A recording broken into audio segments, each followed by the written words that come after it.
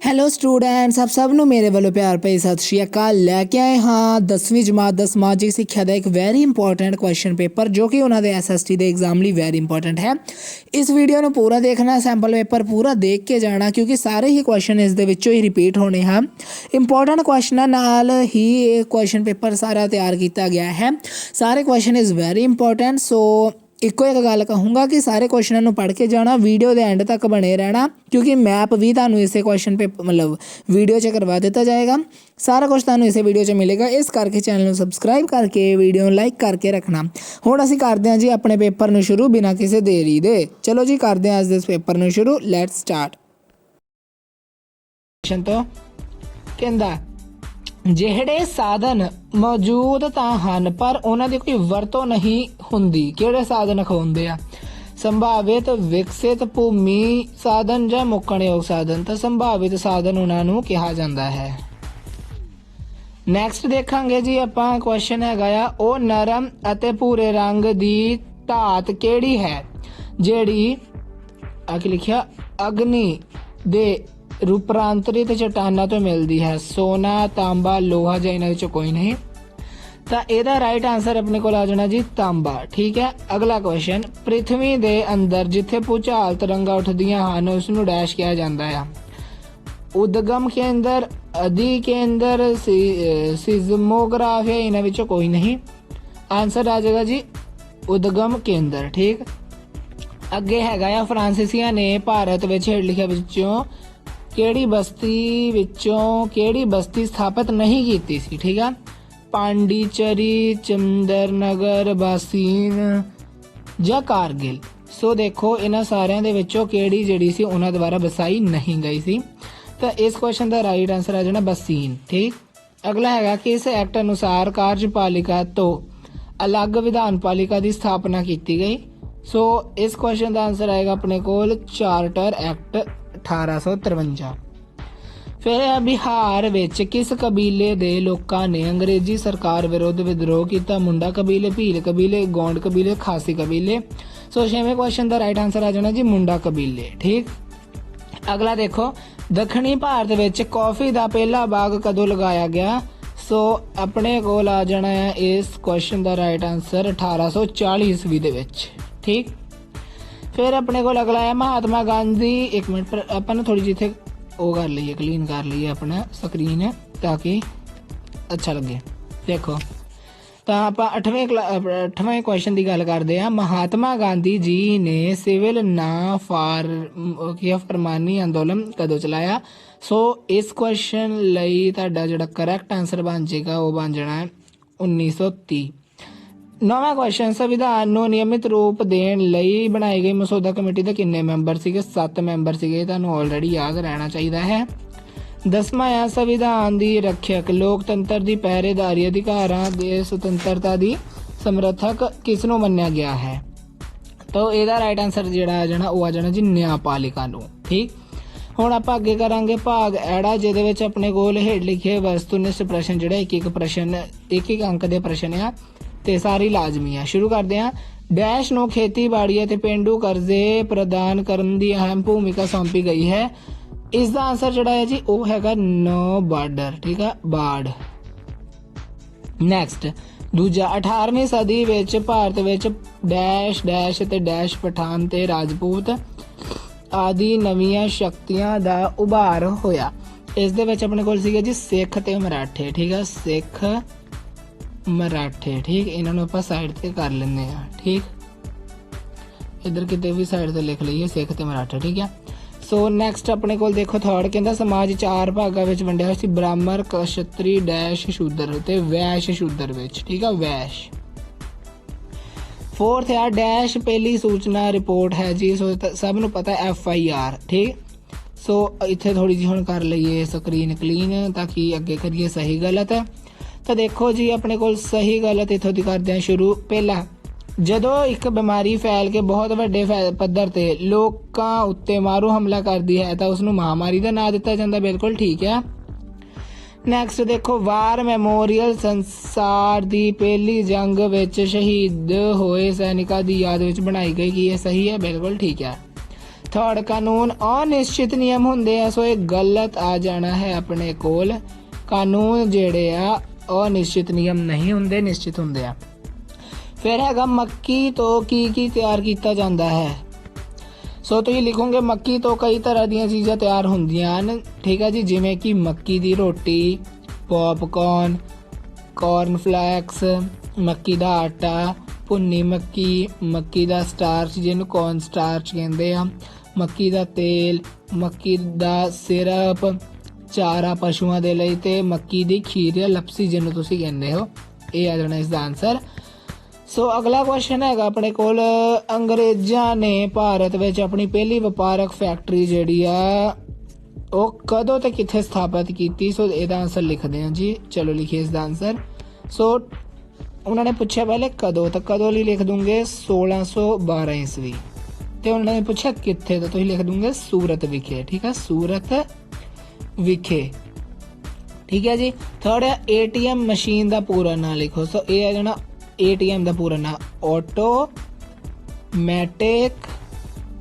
Teller machine, CHINE, ठीक। सो इन्होंने याद रखना है जोड़े क्वेश्चन है, दोबारा रिपीट कर लेना जो ये वीडियो कंप्लीट होगी, दोबारा एक बार वीडियो को स्टार्टिंग तो देख लेना ताकि सारे क्वेश्चन क्लीयर हो जाए। भाग ED 18 मार्क्स की करांगे, जिहदे सारे प्रश्न के उत्तर 30 तो 50 शब्द के देने ने, यानी कि 3 नंबर का एक क्वेश्चन है। सो एक बार सारे क्वेश्चन पढ़ लीए फिर असी आंसर देंगे जी। तो देखो पानी की, एक मिनट, पानी की संभाल किवें की जाती है? सैकेंड, किहड़े उपाय सानू महामारी वर्गी आफत तो बचा सकते हैं? पश्चिमी सिक्ख्या प्रणाली के प्रभाव, साइमन कमीशन बारे तुसीं की जानते हो? राष्ट्रीय एकता ते अखंडता तो की भाव है? संसद विच कानून किवें बनता है? ठीक। सो ये 6 क्वेश्चन करांगे। फिर भाग सस्सा है जिहदे मैं तुहानूं किन्ने 8 क्वेश्चन है, मेरे ख्याल 6 असीं कीते आ, ते मैं 6 ते 6 तुहानूं करा दूंगा, जिहड़े तुहानूं ईजी लगण तुसीं कर लैणे। सो असीं मक्की तो किहड़ी चीज़ां प्राप्त होंदियां कर लईआं, करदे हां अगला क्वेश्चन जी। तो इस तो अगला अपने कोल क्वेश्चन है जिहड़ा पानी की संभाल किवें कीती जा सकती है। सो देखो पानी दी मनुखी जीवन विच बहुत महत्ता है, या फिर तुसीं इदां लिख सकते हो पानी की मनुखी जीवन विच महत्ता नूं समझदे होए पानी की संभाल करने लई हेठ लिखे तरीके दस्से गए आ। फस्ट, पानी नूं लोड़ तो ज़्यादा ना वरत्या जाए। सैकेंड है सिंचाई लोड़ अनुसार ही कीती जाए। सिंचाई लई नवे तरीके जिवें फुहारा पानी आदि नूं वरत्या जाए। वर्खा दे पानी नूं बन बना के जमा करके बाद विच वरत्या जा सकता है। वर्खा दे पानी नूं जमीनी बोरा राहीं जमीनी पानी का पद्धर उच्चा चुकण लई इस्तेमाल किया जा सकता है। लोड़ पैन ते पानी की दोबारा वरतों की जा सकती है। सीवरेज का पानी साफ करके सिंचाई लई वरत्या जा सकता है। ठीक। सो ये होया अपने कोल 3 नंबर का क्वेश्चन कंप्लीट। तो सबसक्राइब कर दो चैनल नूं जिन्हां ने हले तक नहीं किया सी। ठीक है। सो अगला क्वेश्चन देखो जो ये क्वेश्चन पेपर जो तुसीं सॉल्व करोगे तुहानूं ईजी लगूगा क्योंकि तुसीं साडी वीडियो देखी हुई सी। ठीक है। अगला किहड़े उपाय सानूं महामारी वर्गी आफत तो बचा सकते हैं? शुद्ध हवा, साफ पानी ते साफ सुथरा आला दुआला सानूं बहुत सारी बीमारियों तो बचा सकता है। शहरों के आले दुआले गंदियां बस्तियां दे विकास नूं रोकना चाहिए है। पिंडां शहरां ते स्कूलों में बीमारियों की जांच का काम लगातार होना चाहिए है। महामारी फैलने की सूरत में डॉक्टरी टीमां नूं हस्पतालों का प्रबंध होना चाहिए है। एक होर 3 नंबर का क्वेश्चन है जी कंप्लीट। अगे देखांगे पश्चिमी सिक्ख्या प्रणाली के प्रभाव। सो पश्चिमी सिक्ख्या प्रणाली के प्रभाव इस प्रकार है अपने कोल। पश्चिमी सिक्ख्या प्रणाली नाल भारती कलर की सभ्याचार उत्पन्न होया। पश्चिमी सिक्ख्या महंगी होने करके ज़्यादातर लोग अनपढ़ रहे। भारती भाषावां दा विशेष विकास ना होया। पश्चिमी सिक्ख्या नाल भारत विच प्रचलित कई अंधविश्वासां नूं खत्म किया जा सकिया। पश्चिमी सिक्ख्या कारण ही भारतीय ने दूजे देशों का इतिहास पढ़िया अते भारत नूं आज़ाद कराउण विच योगदान पाया। ठीक। सो एक ये भी 3 नंबर का होया क्वेश्चन कंप्लीट। अगला क्वेश्चन देखो कहता साइमन कमीशन बारे तुसीं की जानते हो? तो देखो अंग्रेजी सरकार ने 1919 ईस्वी विच सुधार एक्ट का जायजा लैण लई 1928 विच साइमन कमीशन भारत विच भेजिया जिस दे 7 मैंबर अंग्रेज ही सन। इस कमीशन का विरोध लाला लाजपत राय की अगवाई विच काली झंडियां नाल साइमन वापस जाओ साइमन गो बैक के नारिਆਂ नाल कीता गया। ਪੁਲਿਸ ਨੇ ਇਹਨਾਂ ਅੰਦੋਲਨ ਕਰਨ ਵਾਲੇ ਲੋਕਾਂ ਤੇ ਲਾਠੀ ਚਾਰਜ ਵੀ ਕੀਤੇ ਸੀ ਤੇ ਵਜੋਂ ਲਾਲਾ ਲਾਜਪਤ ਰਾਏ ਜਿਹੜੇ ਸੀ ਜ਼ਖਮੀ ਹੋ ਗਏ ਤੇ ਉਹਨਾਂ ਦੀ ਮੌਤ ਹੋ ਗਈ। ਠੀਕ, ਇਹ ਵੀ ਆਪਣੇ ਕੋਲ 3 ਨੰਬਰ ਦਾ ਕੁਐਸਚਨ ਹੋਇਆ ਜੀ ਕੰਪਲੀਟ। ਕਿੰਨੇ ਨੰਬਰ ਦਾ ਜੀ? 3 ਨੰਬਰ ਦਾ। ਠੀਕ, ਨੈਕਸਟ ਦੇਖੋ ਅਗਲਾ ਹੈਗਾ ਰਾਸ਼ਟਰੀ ਏਕਤਾ ਤੇ ਅਖੰਡਤਾ ਤੋਂ ਕੀ ਭਾਵ ਹੈ ਕਿ ਅਸੀਂ ਇਸ ਉਦੇਸ਼ ਦਾ ਉਦੇਸ਼ ਨੂੰ ਪੂਰਾ ਕਰ ਰਹੇ ਹਾਂ। 42ਵੀਂ ਸੋਧ ਅਨੁਸਾਰ ਸੰਵਿਧਾਨ ਦੀ ਪ੍ਰਸਤਾਵਨਾ ਵਿੱਚ ਅਖੰਡਤਾ ਤੇ ਏਕਤਾ ਸ਼ਬਦ ਨੂੰ ਸ਼ਾਮਿਲ ਕੀਤਾ ਗਿਆ। ਇਸ ਤੋਂ ਭਾਵ ਹੈ ਕਿ ਭਾਰਤ ਵੱਖ-ਵੱਖ ਜਾਤਾਂ, ਧਰਮ, ਨਸਲਾਂ ਅਤੇ ਜਾਤੀਆਂ ਦੇ ਲੋਕ ਵਸਦੇ ਹਨ। ਇਸ ਦੇ ਬਾਵਜੂਦ ਉਹ ਸਮੁੱਚੇ ਤੌਰ ਤੇ ਇੱਕ ਹੀ ਰਾਸ਼ਟਰ ਦਾ ਨਿਰਮਾਣ ਕਰਦੇ ਹਨ। ਠੀਕ, ਸੋ ਇਹ ਵੀ 3 ਨੰਬਰ ਦਾ ਕੁਐਸਚਨ ਹੈ ਕੰਪਲੀਟ। ਅਗਲਾ ਵੇਖਾਂਗੇ ਕੁਐਸਚਨ ਹੈਗਾ ਹੈ ਸੰਸਦ ਵਿੱਚ ਕਾਨੂੰਨ ਕਿਵੇਂ ਬਣਦਾ ਹੈ। ਠੀਕ, ਇੰਪੋਰਟੈਂਟ ਹੈ। ਸੰਸਦ ਦਾ ਮੁੱਖ ਕੰਮ ਕਾਨੂੰਨ ਬਣਾਉਣਾ ਹੁੰਦਾ ਹੈ। ਬਿੱਲ ਸੰਸਦ ਦੇ ਕਿਸੇ ਵੀ ਸਦਨ ਵਿੱਚ ਪੇਸ਼ ਕੀਤਾ ਜਾ ਸਕਦਾ ਹੈ। ਦੋਵਾਂ ਸਦਨਾਂ ਵਿੱਚੋਂ ਬਿੱਲ ਪਾਸ ਹੋਣ ਮਗਰੋਂ ਹਰੇਕ ਬਿੱਲ ਰਾਸ਼ਟਰਪਤੀ ਦੀ ਪ੍ਰਵਾਨਗੀ ਲਈ ਭੇਜ ਦਿੱਤਾ ਜਾਂਦਾ ਹੈ। ਰਾਸ਼ਟਰਪਤੀ ਦੀ ਪ੍ਰਵਾਨਗੀ ਉਪਰੰਤ ਬਿੱਲ ਕਾਨੂੰਨ ਬਣ ਜਾਂਦਾ ਹੈ। ਸਿਰਫ ਧਨ ਬਿੱਲ ਜਾਂ ਵਿੱਤੀ ਬਿੱਲ ਹੀ ਲੋਕ ਸਭਾ ਵਿੱਚ ਪਹਿਲਾਂ ਪੇਸ਼ ਕੀਤਾ ਜਾਂਦਾ ਹੈ। ਠੀਕ ਹੈ, ਸੋ ਇਹ ਵੀ ਕੁਐਸਚਨ ਹੋਇਆ ਕੰਪਲੀਟ ਆਪਣੇ ਕੋਲ।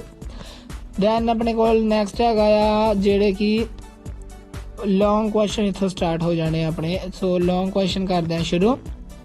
ਫਸਟ ਹੈ ਮੁੱਕਣਯੋਗ ਸਾਧਨ ਦੀ ਵਰਤੋਂ ਨੂੰ ਸਮਝਦਾਰੀ ਅਤੇ ਸੰਕੋਚ ਨਾਲ ਕਿਉਂ ਕਰਨੀ ਚਾਹੀਦੀ ਹੈ। ਮੁੱਕਣਯੋਗ ਸਾਧਨ ਦਾ ਭੰਡਾਰ ਨਿਸ਼ਚਿਤ ਹੈ ਜਿਹੜਾ ਇੱਕ ਵਾਰ ਖਤਮ ਹੋਣ ਤੇ ਦੁਬਾਰਾ ਪ੍ਰਾਪਤ ਨਹੀਂ ਹੋਵੇਗਾ। ਲਗਭਗ 80% ਜੈਵਿਕ ਸਾਧਨ ਇੱਕ ਸਦੀ ਵਿੱਚ ਖਤਮ ਹੋ ਜਾਣਗੇ। ਠੀਕ, ਤੋ ਇਸ ਲਈ ਸਾਨੂੰ ਇਹਨਾਂ ਮੁੱਕਣਯੋਗ ਸਾਧਨਾਂ ਦੀ ਵਰਤੋਂ ਬਹੁਤ ਹੀ ਸਮਝਦਾਰੀ ਅਤੇ ਸੰਕੋਚ ਨਾਲ ਕਰਨੀ ਚਾਹੀਦੀ ਹੈ। ਡਨ। ਨੈਕਸਟ ਕੁਐਸਚਨ ਦੇਖੋ ਜਿਹੜਾ ਲੌਂਗ ਕੁਐਸਚਨ ਹੈ। ਬਿਰਸਾ ਮੁੰਡਾ ਬਾਰੇ ਤੁਸੀਂ ਕੀ ਜਾਣਦੇ ਹੋ। ਬਿਰਸਾ ਮੁੰਡਾ ਇੱਕ ਸ਼ਕਤੀਸ਼ਾਲੀ ਆਦਮੀ ਸੀ। ਲੋਕ ਉਸ ਨੂੰ ਪਰਮਾਤਮਾ ਦਾ ਦੂਤ ਮੰਨਦੇ ਸਨ।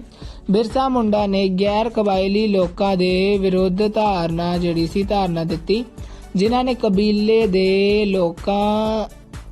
ਲੋਕਾਂ ਦੀਆਂ ਜ਼ਮੀਨਾਂ ਕਬਜ਼ਾ ਕੀਤਾ ਹੋਇਆ ਸੀ। ਉਹ ਮੁੰਡਾ ਜਾਤੀ ਨਾਲ ਬੁਰਾ ਵਿਹਾਰ ਕਰਨ ਵਾਲੇ ਸਾਹੂਕਾਰਾਂ ਤੇ ਜ਼ਿਮੀਂਦਾਰਾਂ ਨੂੰ ਨਫ਼ਰਤ ਕਰਦਾ ਸੀ। ਉਸ ਨੇ ਕਿਸਾਨਾਂ ਨੂੰ ਕਿਹਾ ਕਿ ਜ਼ਮੀਨਦਾਰਾਂ ਨੂੰ ਕਿਰਾਇਆ ਨਾ ਦੇਣ। ਬਿਰਸਾ ਮੁੰਡਾ ਨੇ ਛੋਟਾ ਨਾਗਪੁਰ ਦੇ ਇਲਾਕੇ ਵਿੱਚ ਵਿਦਰੋਹ ਸ਼ੁਰੂ ਕੀਤਾ। ਮੁੰਡਾ ਸਮਾਜ ਦੇ ਲੋਕ ਉਸ ਦੀ ਅਗਵਾਈ ਵਿੱਚ ਅੰਗਰੇਜ਼ ਅਫਸਰ ਤੇ ਹਮਲਾ ਕਰ ਦਿੱਤਾ, ਪਰੰਤੂ ਅੰਗਰੇਜ਼ਾਂ ਨੇ ਬਿਰਸਾ ਮੁੰਡਾ ਨੂੰ ਫੜ ਲਿਆ ਤੇ ਵਿਦਰੋਹ ਨੂੰ ਦਬਾ ਦਿੱਤਾ। ਨੈਕਸਟ ਲੌਂਗ ਕੁਐਸਚਨ ਦੇਖੋ ਜੀ ਕੀ ਆ। ਸਵਦੇਸ਼ੀ ਬਾਈਕਾਟ ਅੰਦੋਲਨ ਤੋਂ ਤੁਸੀਂ ਕੀ ਸੋ ਤੁਸੀਂ ਆਨਸਰ ਲਿਖੋਗੇ 1905 ਈਸਵੀ ਵਿੱਚ ਲਾਰਡ ਕਰਜ਼ਨ ਦੁਆਰਾ ਬੰਗਾਲ ਦੀ ਵੰਡ ਕਰਨ ਨਾਲ ਬੰਗਾਲ ਵਿੱਚ ਸਵਦੇਸ਼ੀ ਅਤੇ ਬਾਈਕਾਟ ਅੰਦੋਲਨ ਸ਼ੁਰੂ ਹੋਇਆ, ਜਿਸ ਦੀ ਅਗਵਾਈ ਸੁਰਿੰਦਰ ਨਾਥ ਬੈਨਰਜੀ, ਬਿਪਨ ਚੰਦਰ ਪਾਲ ਅਤੇ ਬਾਲ ਗੰਗਾਧਰ ਤਿਲਕ ਆਦਿ ਮੁੱਖ ਨੇਤਾਵਾਂ ਨੇ ਕੀਤੀ। ਸਵਦੇਸ਼ੀ ਅਤੇ ਬਾਈਕਾਟ ਅੰਦੋਲਨ ਦਾ ਉਦੇਸ਼ ਵਿਦੇਸ਼ੀ ਵਸਤਾਂ ਦਾ ਬਾਈਕਾਟ ਕਰਨਾ, ਸਵਦੇਸ਼ੀ ਵਸਤਾਂ ਦੀ ਵਰਤੋਂ ਕਰਨਾ ਸੀ। ਠੀਕ ਆ ਜੀ। ਭਾਰਤ ਵਿੱਚ ਕਈ ਸਥਾਨਾਂ ਤੇ ਵਿਦੇਸ਼ੀ ਕੱਪੜੇ ਨੂੰ ਸਾੜ ਕੇ ਜਿਹੜਾ ਵਿਦਰੋਹ ਕੀਤਾ ਗਿਆ। ਠੀਕ, ਸੋ ਨੈਕਸਟ ਕੁਐਸਚਨ ਦੇਖੋ ਜੀ। ਆ ਜਿਹੜਾ ਹੇਠਾਂ ਆ ਵਾਲਾ, ਸੋ ਇਹ ਹੈਗਾ ਗੁੱਡ ਨਿਰਲੇਪਤਾ ਤੇ ਨੋਟ ਲਿਖੋ। ਸੋ ਗੁੱਡ ਨਿਰਲੇਪਤਾ ਤੇ ਜਿਹੜਾ ਨੋਟ ਆ ਉਹ ਤੁਸੀਂ ਇੰਨਾ ਹੀ ਲਿਖਣਾ ਹੈ ਜਿੰਨਾ ਤੁਹਾਨੂੰ ਇੱਥੇ ਲਿਖਵਾਇਆ ਗਿਆ ਆ, ਤੇ ਇਹਨੂੰ ਤੁਸੀਂ ਇੱਕ ਵਾਰੀ ਪੜ੍ਹ ਲੈਣਾ ਕਿ ਗੁੱਡ ਨਿਰਲੇਪ ਲਹਿਰ ਸ਼ੁਰੂ ਕਿੱਦਾਂ ਹੋਈ ਸੀ, ਮਿਸਰ ਰਾਸ਼ਟਰਪਤੀ ਨਾਸਰ ਸਨ, ਕਿਵੇਂ ਸਾਰਾ ਕੁਛ ਹੋਇਆ। 100 ਤੋਂ ਵੱਧ ਦੇਸ਼ ਇਸ ਦੇ ਸ਼ਾਮਲ ਸਨ, ਮੈਂਬਰ ਜੋ ਵੀ ਸੀ ਉਹ ਪੜ੍ਹ ਲੈਣਾ।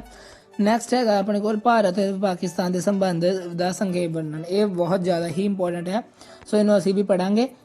ਪਾਕਿਸਤਾਨ ਸਾਡੇ ਭਾਰਤ ਦੇ ਗੁਆਂਢੀ ਦੇਸ਼ਾਂ ਵਿੱਚੋਂ ਇੱਕ ਹੈ। ਭਾਰਤ ਇਸ ਨਾਲ ਆਪਣੇ ਮਿੱਤਰਤਾਪੂਰਨ ਸੰਬੰਧ ਸਥਾਪਿਤ ਕਰਨ ਦੀ ਕੋਸ਼ਿਸ਼ ਕਰ ਰਿਹਾ ਹੈ। ਦੇਸੀ ਰਿਆਸਤ ਕਸ਼ਮੀਰ ਦਾ ਭਾਰਤ ਨਾਲ ਏਕੀਕਰਨ ਕਰਨ ਨੂੰ ਪਾਕਿਸਤਾਨ ਦੁਆਰਾ ਮਾਨਤਾ ਨਹੀਂ ਦਿੱਤੀ ਗਈ ਸੀ।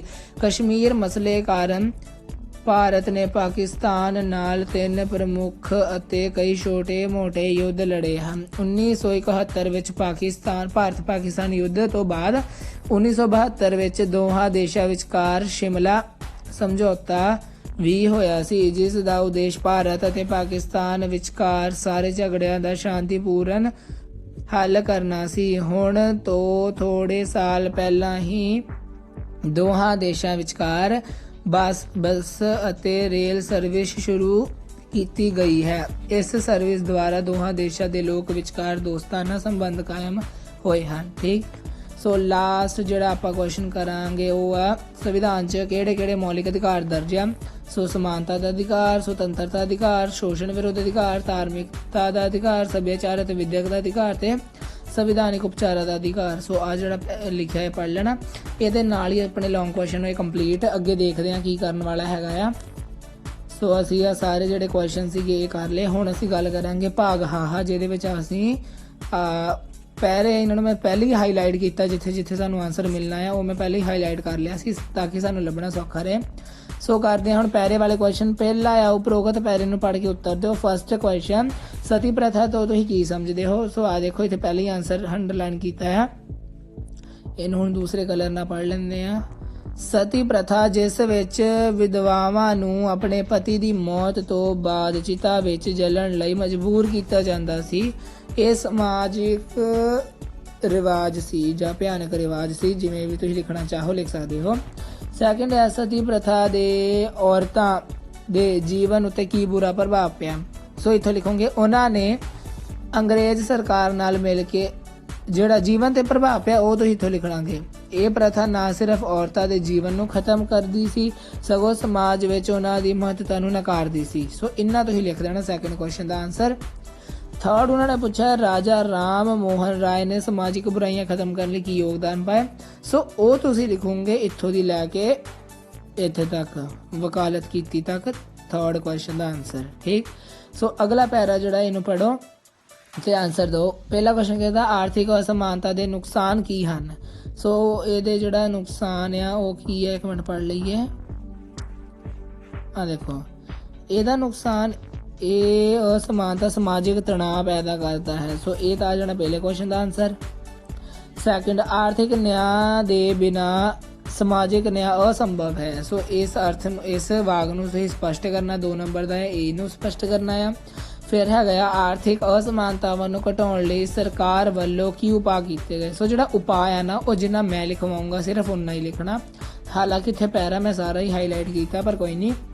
ਦੇਖੋ ਸਰਕਾਰ ਵੱਲੋਂ ਆਰਥਿਕ ਅਸਮਾਨਤਾਵਾਂ ਨੂੰ ਘਟਾਉਣ ਲਈ ਯੋਜਨਾਵਾਂ ਚਲਾਈਆਂ ਜਾਂਦੀਆਂ ਹਨ, ਜਿਵੇਂ ਕਿ ਮਗਨਰੇਗ, ਮੁਫਤ ਅਨਾਜ, ਸਿੱਖਿਆ ਲਈ ਆਰਥਿਕ ਮਦਦ ਆਦਿ। ਪਰ ਇਹ ਯੋਜਨਾਵਾਂ ਤਦ ਹੀ ਸਫਲ ਹੋ ਸਕਦੀਆਂ ਹਨ ਜਦੋਂ ਤੱਕ ਇਹਨਾਂ ਨੂੰ ਲਾਗੂ ਕਰਨ ਦੀ ਪ੍ਰਕਿਰਿਆ ਪਾਰਦਰਸ਼ੀ ਹੋਵੇ ਅਤੇ ਲੋਕਾਂ ਤੱਕ ਪਹੁੰਚ ਬਣੀ ਰਹੇ। ਸੋ ਇਹ ਤੁਸੀਂ ਆਨਸਰ ਲਿਖ ਦੇਣਾ ਹੈ ਥਰਡ ਕੁਐਸਚਨ ਦਾ, ਜਿਹਦੇ ਨਾਲ ਆਪਣੇ ਪੈਰੇ ਹੋ ਜਾਣੇ ਆ ਕੰਪਲੀਟ। ਫਿਰ ਆਪਣੇ ਕੋਲ ਭਾਗ ਕੱਕਾ ਆ ਜਿਹੜਾ ਕਿ ਹੈਗਾ ਨਕਸ਼ਾ। ਸੋ ਦੇਖਦੇ ਹਾਂ ਨਕਸ਼ਾ ਕਿਵੇਂ ਕਰਨਾ ਹੈ ਅਸੀਂ। ਸੋ ਦੇਖੋ ਭਾਰਤ ਦੇ ਉੱਤਰੀ ਮੈਦਾਨ, ਸੋ ਜਿੱਦਾਂ ਆਪਣੇ ਇੰਡੀਆ ਦਾ ਮੈਪ ਹੈ ਨਾ ਇਦਾਂ ਹੀ ਆ। ਇੱਕ ਮਿੰਟ ਮੈਂ ਅੱਛੇ ਤਰੀਕੇ ਨਾਲ ਬਣਾ ਲਵਾਂ। ਆਪਣੇ ਇੰਡੀਆ ਦਾ ਮੈਪ ਕੁਛ ਇਸ ਪ੍ਰਕਾਰ ਹੈ ਨਾ ਜੀ। ਫਿਰ ਇਦਾਂ ਹੇਠਾਂ ਜਾ ਕੇ ਇਦਾਂ ਤੇ ਇੱਥੋਂ ਦੀ ਆਪਣੇ ਕੋਲ ਕਿਵੇਂ ਆ ਜੀ, ਇਦਾਂ ਇਹ ਜਾਂਦਾ ਹੈ। ਸੋ ਕਹਿਣ ਦਾ ਭਾਵ ਇਹ ਹੈ ਕਿ ਜਿਹੜਾ ਆਹ ਵਾਲਾ ਇੰਨਾ ਹਿੱਸਾ ਹੈ ਇੰਡੀਆ ਦੇ ਮੈਪ ਦਾ, ਆਹ ਵਾਲਾ ਇਹ ਉੱਤਰੀ ਮੈਦਾਨ ਆ। ਜਿੱਥੇ ਉੱਤਰ ਪ੍ਰਦੇਸ਼ ਆ, ਪੰਜਾਬ ਆ, ਹਿਮਾਚਲ ਪ੍ਰਦੇਸ਼, ਉਹ ਉੱਤਰੀ ਮੈਦਾਨ ਆ। ਬ੍ਰਹਮਪੁੱਤਰ ਇਦਾਂ ਜਿਹੜੀ ਤੁਸੀਂ ਨਦੀ ਲੈ ਕੇ ਆਣੀ ਆ ਨਾ, ਉਹ ਬ੍ਰਹਮਪੁੱਤਰ ਆ ਤੇ ਆਹ ਵਾਲੀ ਗੰਗਾ ਆ, ਜਿਵੇਂ ਕਿ ਤੁਸੀਂ ਮੈਂ ਮੈਪ ਤੇ ਤੁਹਾਨੂੰ ਦਿਖਾਣਾ। ਸੋ ਆਪਾਂ ਕਰਦੇ ਹਾਂ ਜੀ ਭਾਰਤ ਦੇ ਉੱਤਰੀ ਮੈਦਾਨ। ਸੋ ਦੇਖੋ ਤੁਸੀਂ ਜਿੱਦਾਂ ਤੁਹਾਡੇ ਕੋਲ ਆਹ ਵਾਲੇ ਮੈਪ ਹੈ, ਮੇਰੇ ਕੋਲ ਹਲੇ ਹੀ ਮੈਪ ਅਵੇਲੇਬਲ ਹੈ, ਸੋ ਮੈਂ ਤੁਹਾਨੂੰ ਇਹਦੇ ਵਿੱਚ ਹੀ ਸਮਝਾ ਦਿੰਦਾ। ਜਿਹੜਾ ਤੁਸੀਂ ਉੱਤਰੀ ਮੈਦਾਨ ਤੋਂ ਇੱਦਾਂ ਦਰਸਾ ਦੇਣਾ ਆ, ਇੱਦਾਂ ਬਸ ਇੰਨਾ ਕੁ ਹਿੱਸਾ ਤੁਸੀਂ ਦਰਸਾ ਦੇਣਾ ਉੱਤਰੀ ਮੈਦਾਨ ਦਾ। ਠੀਕ। ਸੈਕਿੰਡ ਜਿਹੜੀ ਚੀਜ਼ ਉਹ ਹੈਗੀ ਬ੍ਰਹਮਪੁੱਤਰ ਦਰਿਆ। ਸੋ ਬ੍ਰਹਮਪੁੱਤਰ ਦਰਿਆ ਧਿਆਨ ਨਾਲ ਦੇਖ ਲੈਣਾ ਮੈਂ ਕਿੱਥੋਂ ਲੈ ਕੇ ਆਊਂਗਾ। ਸੋ ਬਲੂ, ਜੇ ਤਾਂ ਤੁਸੀਂ ਪੈਂਸਲੀ ਕਲਰ ਆ ਤਾਂ ਜ਼ਰੂਰ ਪੈਂਸਲੀ ਕਲਰ ਯੂਜ਼ ਕਰਨਾ। ਸੋ ਤੁਸੀਂ ਇੱਥੋਂ ਸਟਾਰਟ ਕਰੋਗੇ ਇੱਦਾਂ ਤੇ ਇਹਨੂੰ ਹੇਠਾਂ ਇੱਥੋਂ ਡਿਗਾਉਣਾ ਆ। ਠੀਕ। ਆਓ ਇੱਕ ਵਾਰੀ ਦੁਬਾਰਾ ਦਿਖਾ ਦੇਵਾਂ ਕਿੱਦਾਂ ਡਿਗਾਉਣਾ ਆ। ਤੁਸੀਂ ਇੱਥੋਂ ਦੀ ਸਟਾਰਟਿੰਗ ਕਰਨੀ ਆ ਤੇ ਇੱਦਾਂ ਲਿਜਾਂਦੇ ਹੋਏ ਇੱਥੋਂ ਦੀ ਡਿਗਾ ਦੇਣਾ ਹੈ ਇੱਦਾਂ। ਠੀਕ। ਸੋ ਥਰਡ ਚੀਜ਼ ਦੇਖੋ ਕੀ ਹੈ। ਥਰਡ ਆਪਣੇ ਕੋਲ ਹੈਗਾ ਲਾਲ ਮਿੱਟੀ ਵਾਲਾ ਖੇਤਰ, ਅਬਰਕ ਦਾ ਇੱਕ ਰਾਜ, ਚਾਹ ਪੈਦਾ ਕਰਨ ਵਾਲਾ ਇੱਕ ਰਾਜ। ਸੋ ਅਸਾਮ ਕਿੱਥੇ ਆ ਜੀ? ਆਹ ਹੈਗਾ ਆ ਅਸਾਮ। ਸੋ ਇਹ ਹੈਗਾ ਚਾਹ ਪੈਦਾ ਕਰਨ ਵਾਲਾ ਰਾਜ। ਠੀਕ। ਨੈਕਸਟ ਹੈਗਾ ਆ ਕਪਾਹ ਪੈਦਾ ਕਰਨ ਵਾਲਾ। ਕਪਾਹ ਪੈਦਾ ਕਰਨ ਵਾਲਾ ਕਿਹੜਾ ਜੀ? ਆ ਰਾਜਸਥਾਨ ਹੈਗਾ ਕਪਾਹ ਲਈ ਹੀ। ਠੀਕ। ਨੈਕਸਟ ਹੈਗਾ ਆ ਮੈਗਨੀਜ਼, ਕਾਲੀ ਮਿੱਟੀ ਵਾਲਾ ਖੇਤਰ। ਗੁਜਰਾਤ ਹੀ ਆਪਣੇ ਕੋਲ ਕਾਲੀ ਮਿੱਟੀ ਵਾਲਾ ਖੇਤਰ ਆ ਤੇ ਆ ਵੀ ਕਾਲੀ ਮਿੱਟੀ ਵਾਲਾ ਖੇਤਰ ਆ। ਫਿਰ ਹੈਗਾ ਜਲੋੜ ਮਿੱਟੀ ਵਾਲਾ ਖੇਤਰ। ਸੋ ਪੰਜਾਬ ਨੂੰ ਤੁਸੀਂ ਸ਼ੋਅ ਕਰ ਸਕਦੇ ਹੋ ਜਲੋੜ ਮਿੱਟੀ ਵਾਲਾ ਖੇਤਰ। ਠੀਕ। ਸੋ ਇਸ ਤੋਂ ਬਾਅਦ ਵਾਲਾ ਜਿਹੜਾ ਆ ਭਾਰਤ ਵਿੱਚ 3 ਸਥਾਨ ਪਰ ਨੇ ਆ, ਦਿੱਲੀ, ਕਾਨਪੁਰ, ਸਥਾਈ ਬੰਦੋਬਸਤ ਵਾਲਾ ਇੱਕ ਰਾਜ ਤੇ ਰਈਅਤਵਾੜੀ ਪ੍ਰਬੰਧ। ਇਹ ਤੁਸੀਂ ਆਪਣੇ ਅਕੋਰਡਿੰਗ ਜੋ ਜਿੱਥੇ ਜਿੱਥੇ ਹੈਗਾ, ਜਿਵੇਂ ਦਿੱਲੀ ਇੱਥੇ ਆ, ਤੇ ਬਾਕੀ ਜਿਹੜੀਆਂ ਚੀਜ਼ਾਂ ਜਿੱਥੇ ਜਿੱਥੇ ਉੱਥੇ ਉੱਥੇ ਹੀ ਫਿਲ ਕਰ ਦੇਣਾ ਹੈ। ਠੀਕ ਆ ਜੀ। ਸੋ ਇਸ ਦੇ ਨਾਲ ਹੀ ਪੇਪਰ ਹੋਇਆ ਕੰਪਲੀਟ। ਮੈਨੂੰ